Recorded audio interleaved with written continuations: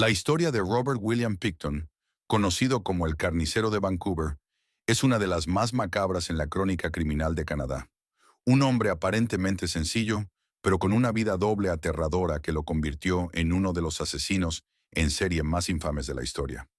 Robert Picton nació en el año 1949 en Port Coquitlam, una pequeña ciudad en la provincia de Columbia Británica, Canadá. Creció en una familia de granjeros porcinos junto a sus hermanos, David y Linda. Su infancia estuvo marcada por la negligencia y el trabajo duro.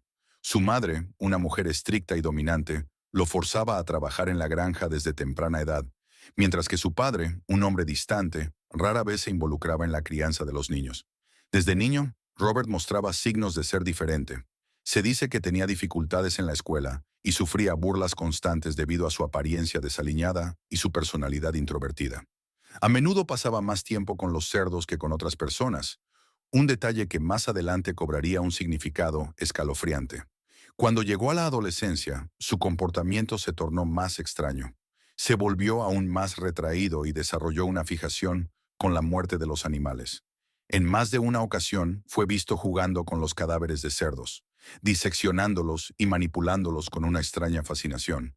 Esto no alarmó a su familia, pues era parte del trabajo en la granja.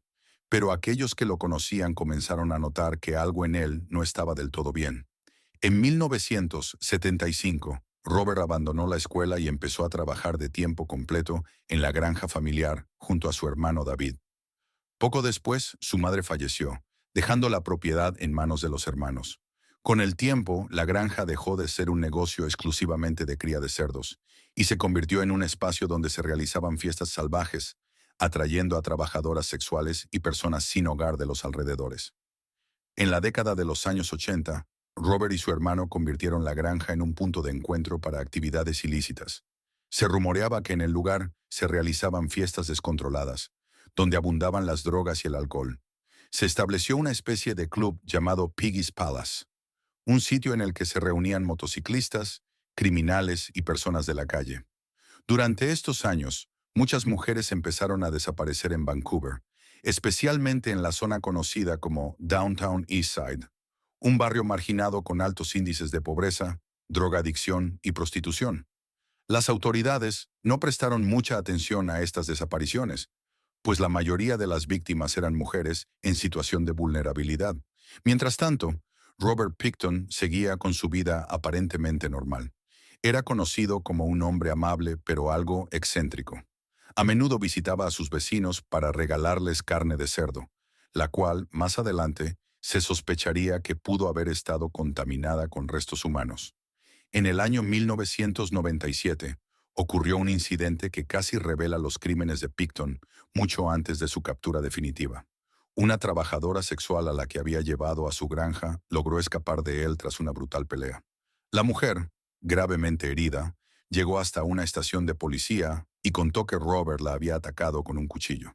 Cuando la policía registró la granja, encontró armas y otros objetos sospechosos, pero sorprendentemente, el caso no fue llevado más allá debido a la falta de pruebas concretas. Picton fue arrestado, pero liberado poco después. Este sería un error fatal, pues en los siguientes años, su número de víctimas aumentaría drásticamente.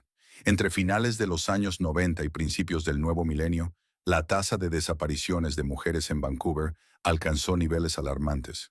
A pesar de la presión de activistas y familiares de las víctimas, la policía tardó en tomar medidas efectivas. Lo que nadie sabía en ese momento era que muchas de esas mujeres habían sido llevadas a la granja de Robert Picton, donde sufrían un destino atroz. El modus operandi de Picton era siempre el mismo.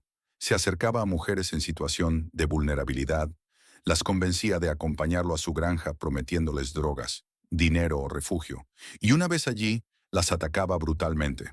Se cree que las asesinaba, las descuartizaba y luego alimentaba a sus cerdos con los restos. Algunas pruebas indicaron que también pudo haber procesado partes de los cuerpos y mezclarlas con carne de cerdo, que posteriormente regalaba a sus conocidos. La impunidad con la que actuaba Picton parecía no tener fin, hasta que, en el año 2002, un error lo delató. El principio del fin para Robert Picton llegó a principios del año 2002, cuando un equipo de policías obtuvo una orden de registro para su granja. En un inicio, la investigación no estaba relacionada directamente con los asesinatos, sino con sospechas de tráfico ilegal de armas. Sin embargo, lo que encontraron en la propiedad superó cualquier expectativa. Durante el allanamiento, la policía descubrió objetos personales de mujeres desaparecidas, prendas de vestir ensangrentadas y restos humanos en descomposición. Entre los hallazgos más macabros se encontraron bolsas plásticas con fragmentos de cuerpos y un congelador industrial que contenía partes de víctimas. Se determinó que Picton había estado matando mujeres durante años y que muchas de ellas habían sido desmembradas y posiblemente convertidas en carne molida mezclada con la de sus cerdos. Los investigadores tomaron la granja como una escena del crimen y pasaron meses analizando cada rincón. Conforme avanzaban los trabajos forenses, los resultados eran más escalofriantes. Se identificaron ADN y restos de múltiples mujeres, lo que llevó a las autoridades a sospechar que el número de víctimas podría ser mucho mayor de lo que inicialmente se pensaba. Después de años de investigación y la recopilación de evidencia, el juicio contra Robert Picton comenzó en el año 2006. La fiscalía lo acusó inicialmente de asesinar a 26 mujeres, aunque se sospechaba que el número real de víctimas superaba las 50. Durante el proceso judicial, surgieron detalles aún más perturbadores. En una conversación encubierta con un oficial de policía encubierto, Picton confesó que su objetivo era llegar a 50 y tantas víctimas, pero que había cometido un error que llevó a su captura. Esta grabación se convirtió en una de las pruebas más impactantes del juicio. El caso atrajo la atención mediática de todo el mundo, ya que revelaba no solo la brutalidad de Picton, sino también la negligencia de las autoridades. Muchos argumentaban que, si la policía hubiera actuado con más diligencia en los años anteriores, muchas vidas podrían haberse salvado.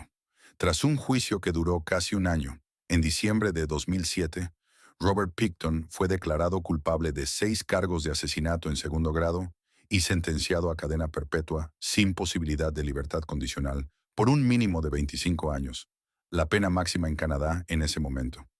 Aunque Picton fue condenado por 6 asesinatos, la policía cree firmemente que su lista de víctimas fue mucho más extensa. Sin embargo, debido a la dificultad para identificar restos humanos en la granja y la falta de pruebas concluyentes en algunos casos, no se le juzgó por todas las desapariciones que se le atribuyen. La historia de Robert Picton dejó una cicatriz profunda en Canadá y generó fuertes críticas hacia el sistema judicial y las fuerzas del orden, que fueron señaladas por ignorar las denuncias de desapariciones durante años. A pesar de estar tras las rejas, su figura sigue generando miedo y controversia. Existen rumores de que ha intentado publicar un libro y que sigue sin mostrar remordimiento alguno por sus crímenes. La historia de Robert Picton es un recordatorio aterrador de cómo un asesino en serie puede operar durante años sin ser detectado, especialmente cuando sus víctimas son personas marginadas por la sociedad. Su caso sigue siendo uno de los más escalofriantes en la historia criminal de Canadá, y su nombre estará por siempre ligado a una de las mayores tragedias en la historia del país. La granja Picton fue demolida, pero las cicatrices de su legado aún persisten. Las familias de las víctimas siguen luchando por justicia y reconocimiento, y la sociedad canadiense no ha olvidado los horrores que ocurrieron en aquel lugar. A día de hoy, Robert Picton sigue cumpliendo su condena en prisión, pero su historia sigue siendo un oscuro recordatorio de hasta dónde puede llegar la maldad humana.